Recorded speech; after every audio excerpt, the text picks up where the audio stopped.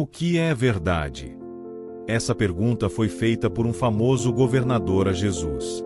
Passaram mais de 2000 anos e ainda hoje buscamos resposta. Era uma manhã normal, a sala era de pedra fria, e as colunas lançavam sombras compridas enquanto o sol nascia além das muralhas de Jerusalém.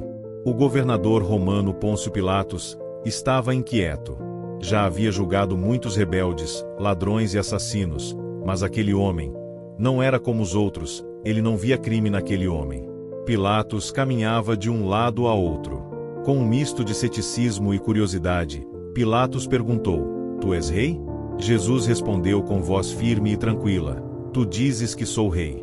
Para isso nasci e para isso vim ao mundo, para dar testemunho da verdade.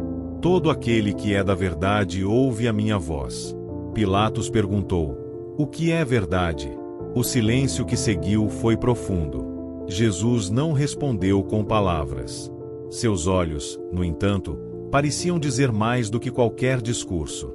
Pilatos desviou o olhar, como se não suportasse encarar aquela resposta silenciosa. Pilatos perguntou, não como um juiz, mas como um homem ferido pela própria dúvida. Neste momento Pilatos saiu, deixando Jesus com os guardas. Foi até a varanda e viu a multidão, impaciente, gritando: Para a estaca com ele! Aquelas palavras o atingiram de forma estranha, como se alguém tivesse acendido uma vela em um corredor escuro da alma. Mais tarde, em seus aposentos, Pilatos sentou-se sozinho. A noite havia caído. O vinho não lhe trazia alívio. O rosto daquele homem, a calma em meio à injustiça, e aquele olhar, tudo o assombrava. Mas a pergunta ainda persistia: o que é verdade? Será que há verdades absolutas, ou tudo depende da percepção individual? Mas, se o caminho à verdade e à vida é Cristo, por que tantos caminhos? Segundo uma estimativa, existem cerca de 10.000 religiões diferentes em todo o mundo. Será que todas ensinam a mesma verdade, ou existem muitas verdades? Por que essa é importante? O conceito de verdade no contexto religioso é complexo e varia significativamente entre diferentes culturas, tradições e crenças. Muitos filósofos ao longo da história se dedicaram à questão da verdade. Por exemplo, Platão defendia que a verdade está no mundo das ideias, acessível apenas pela razão. Aristóteles via a verdade como a correspondência entre um enunciado e a realidade. Nietzsche questionava a objetividade da verdade, afirmando que ela é uma construção humana. Foucault investigava como a verdade é moldada pelo poder e pelas estruturas sociais. Sócrates ensinava que a verdade deve ser buscada através do diálogo e da reflexão pessoal. Mas a busca pela verdade deve incluir valores fundamentais, como os demonstrados e vividos pelo nosso maior exemplo, Jesus. Muitas tradições religiosas ensinam valores como amor, compaixão e bondade. Colocar esses princípios em prática pode promover o entendimento mútuo, independentemente das diferenças doutrinárias. Afinal, Jesus mandou amar até mesmo seus inimigos, para que sejam filhos de Deus. Mateus 5:44. Mas, na verdade, não é isso que acontece. Pelo contrário, a religião é um órgão divisor e fragmentado. Todas reivindicam para si a verdade, mas não ama as pessoas de outras denominações, quando muito, pessoas do seu próprio convívio. Mas reitero, Jesus mandou amar até os seus inimigos. Por exemplo, o que Jesus e a Bíblia fala sobre a verdadeira adoração? A forma de adoração que é pura e imaculada do ponto de vista de nosso Deus e Pai é esta: cuidar dos órfãos e das viúvas nas suas dificuldades, e manter-se sem mancha do mundo. Tiago 1:27. Ou seja, Jesus destacou aqui que o verdadeiro religioso precisa ajudar o próximo. Jesus falou de amar os inimigos, perdoar outros, não julgar outros, dar bons frutos, de obedecer a Deus e a Cristo, amar o próximo como a si mesmo. Será que Jesus fez isso? Sim, Jesus não ajudou apenas os seus discípulos. Pelo contrário, ele ajudou todo tipo de pessoas que necessitavam de ajuda. Curou todo tipo de doenças, alimentou milhares, ressuscitou pessoas, deu a sua vida como resgate por todos, e deu ensinamentos valiosos. Por exemplo, Jesus ajudou uma mulher samaritana que tinha dúvidas sobre o local correto de adoração. Jesus disse à samaritana que o local de adoração mais importante é o coração. Ou seja, adorar a Deus com espírito e verdade. Embora o local de adoração possa ser importante, ele disse que ela não dependia de um local específico. João 4:20, 21 e 24. Mas que a verdadeira adoração tinha que ser genuína, de coração, e fundamentada na palavra de Deus. Em outra ocasião, Jesus disse para seus discípulos que o templo em Jerusalém seria derrubado e em 3 dias ele construiria outro, mas não feito por mãos humanas. Ou seja, o próprio Jesus estava ensinando que ele era o templo, e que aquele prédio seria derrubado não ficaria pedra sobre pedra. Mateus 24:2. O templo mais importante é o coração. O apóstolo Paulo disse: pois nós somos templo de um Deus vivente. 2 aos Coríntios 6:16. Somos livres para adorar de coração o nosso Deus. 2 Coríntios 3:17 diz: Deus é Espírito e onde está o Espírito de Deus, ali há liberdade. Enquanto a Bíblia diz que Deus é amor, é livre-arbítrio, é liberdade, as religiões usam técnicas de controle mental para segurar os adeptos, implementando regras de homens. O apóstolo Paulo alertou: tenham cuidado para que ninguém os escravize por meio de filosofia e vão engano, que são baseados em tradições humanas, nas coisas elementares do mundo, e não em Cristo. Colossenses 2:8. Mas como diz a Bíblia, homem domina homem para seu prejuízo. Eclesiastes 8:9. E quando um membro discorda de algum ponto, o julgamento entra em cena. E os que saem, infelizmente disse-se que merecerão julgamento adverso por parte de Deus, no dia de seu acerto de contas. Relatos bíblicos relacionados a fracassos humanos seguidos de punições divinas são abundantemente usados para pressionar os membros a agir em harmonia com códigos de conduta especialmente adaptados para o sistema. Seus dados com todas suas informações são cuidadosamente armazenados em arquivos, uma forma de controle de seus membros. A ameaça de receber castigos de Deus acompanha a implantação de sentimento de culpa em discursos eloquentes. As religiões, apropriando-se das promessas, dádivas e bênçãos contidas na Bíblia, negociam cada uma delas com diferentes etiquetas de preços. Embora apenas Deus possa ofertar este prêmio tão valioso prometido em sua palavra, as religiões apresentam aos adeptos uma longa lista de tributos extras-bíblicos a serem pagos por ele. Mas, quanto custa a salvação? O apóstolo Paulo disse: graças a essa bondade merecida, vocês foram salvos por meio da fé, e isso não se deve a vocês. Na verdade, é dádiva, ou presente, de Deus. Não é resultado de obras, a fim de que ninguém tenha razão para se orgulhar. Efésios 2:8 e 9. Como vimos, a vida eterna é um bem que só Deus pode ofertar. Tudo o que temos que fazer é obedecer a Deus e a Cristo, os únicos que podem julgar. O apóstolo Paulo disse: para mim, pouco importa ser examinado por vocês ou por um tribunal humano. Na verdade, nem eu examino a mim mesmo, pois não estou ciente de nada contra mim mesmo. Mas isso não prova que eu seja justo. Quem me examina é Deus. Portanto, não julguei nada antes do tempo devido, até que venha o Senhor. Ele trará da escuridão para a luz as coisas secretas e revelará as intenções dos corações. E então cada um receberá o seu louvor da parte de Deus. 1 Coríntios 4:3-5. Quem é você para julgar o servo de outro?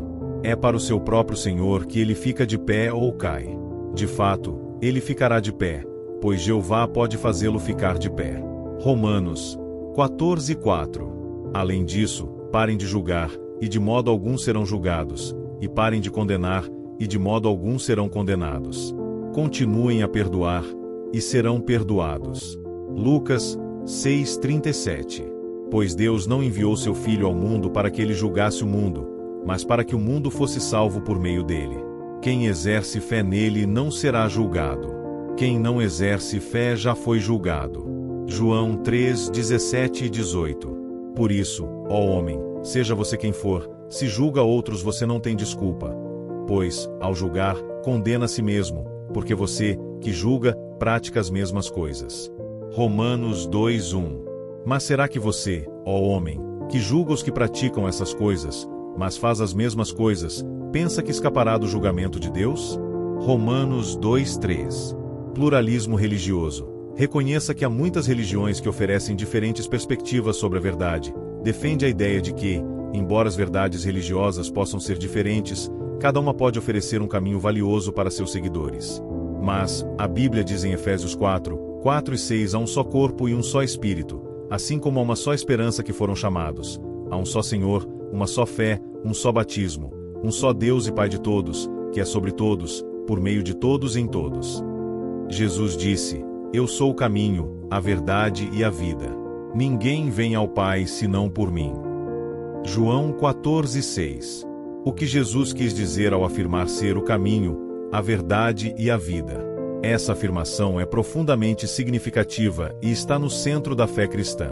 Jesus disse: eu sou o caminho. Jesus se apresenta como o único acesso a Deus, o Pai. Ele é o caminho que nos reconcilia com Deus por meio do seu sacrifício de resgate. Não é apenas um caminho filosófico ou moral, mas um relacionamento vivo e pessoal com Ele. Eu sou a verdade. Ele afirma ser a revelação absoluta da verdade divina. Em Jesus, os atributos de Deus, amor, justiça, sabedoria, poder e graça, são plenamente manifestados. Seguir a verdade de Cristo significa viver conforme os ensinamentos e valores que Ele representa. Eu sou a vida. Jesus oferece a vida eterna àqueles que creem. Essa vida não é apenas uma existência no futuro, mas uma vida plena e transformada aqui e agora, marcada por paz e propósito em comunhão com Deus. No contexto do versículo, Jesus está consolando os discípulos e preparando-os para a sua partida. Ele garante que, apesar das incertezas, eles podem confiar completamente nele como o único caminho para Deus, a fonte da verdade e o doador da vida. Esse versículo tem sido uma fonte de esperança e um convite à fé para milhões ao longo dos séculos. O que você acha desse ensinamento? Baseado nas palavras do próprio Jesus, já podemos responder essa pergunta: eu sou o caminho, a verdade e a vida. Ou seja, Jesus é a verdade de Deus. Mas, por que existe tantas diversidades religiosas? Como as pessoas podem discernir o que é verdadeiro em um mundo de desinformação? Será que estamos realmente buscando a verdade? Essas perguntas merecem nossa atenção, porque o controle da informação é justamente uma das técnicas utilizadas por esses grupos para coabitar e manter os seus membros presos. Pergunte-se: você acha que a sua relação com Deus é uma responsabilidade sua, ou precisa de uma organização humana para intermediar a sua relação com Deus? Pois há um só Deus e um só mediador entre Deus e os homens, um homem, Cristo Jesus, 1 Timóteo 2:5. Será que você deve terceirizar a sua fé em Deus? Uma coisa é afirmar que a Bíblia é a palavra de Deus, e outra coisa muito diferente é dizer que precisamos de alguém que a interprete para nós. O proceder correto não seria provar para nós mesmos com a Bíblia se aquilo que estudamos é ou não a verdade. Será que deverá investigar cabalmente tudo o que lhe é ensinado em sentido religioso, ou deverá simplesmente encarar tudo aquilo que recebe como sadio, sem exame adequado? Será que aquilo que nos é dado como verdade bíblica deve ser investigado ou aceito automaticamente?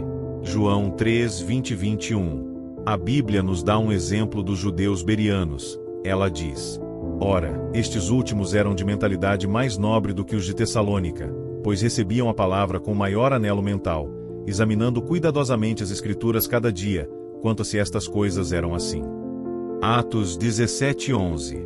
Aqueles judeus bereanos faziam sondagens cuidadosas para confirmar se era verdade aquilo que Paulo e Silas estavam ensinando à base das Escrituras, sobre Jesus como Messias há muito prometido.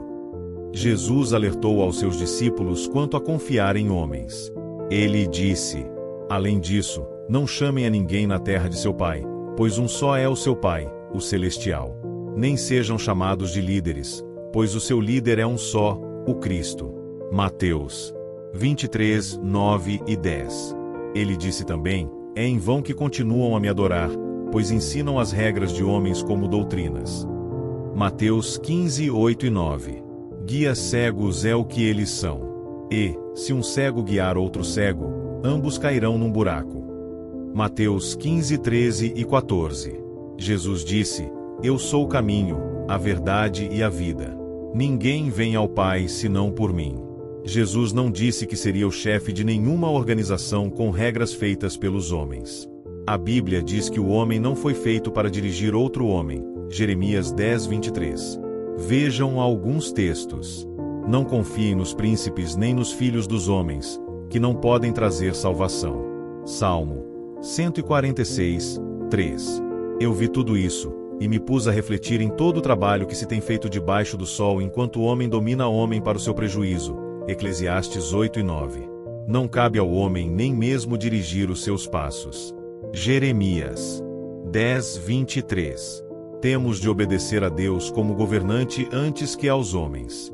Atos 5, 29. Graças a essa bondade merecida, vocês foram salvos por meio da fé, e isso não se deve a vocês.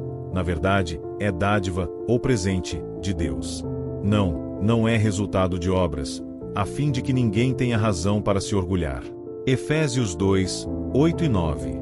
Ou seja, por meio de seu sacrifício, Jesus já pagou essa dívida. Será que depois de analisar todos esses textos acima, podemos dizer que acreditamos nas orientações de Cristo? O diálogo e amor permite que as pessoas compreendam melhor as perspectivas dos outros, promovendo a tolerância e o respeito. A reflexão sobre sua própria jornada espiritual pode oferecer insights e ajudar a comunicar suas crenças de maneira respeitosa. Há princípios éticos comuns que podem ser um ponto de convergência. Afinal, Deus é por todos, Cristo morreu por todos. Muitas tradições religiosas ensinam valores como amor, compaixão e bondade. Colocar esses princípios em prática pode promover o entendimento mútuo, independentemente das diferenças. Abordar a verdade religiosa com uma mente aberta, empatia e um desejo de entender pode enriquecer sua própria prática espiritual e melhorar as interações com as pessoas. Verdade significa aquilo que está intimamente ligado a tudo que é sincero, que é verdadeiro, é a ausência da mentira. Verdade é também a afirmação do que é correto, do que é seguramente o certo e está dentro da realidade. E lembre-se, o amor é o principal atributo de Deus e nós queremos mostrar essa qualidade sublime, o amor.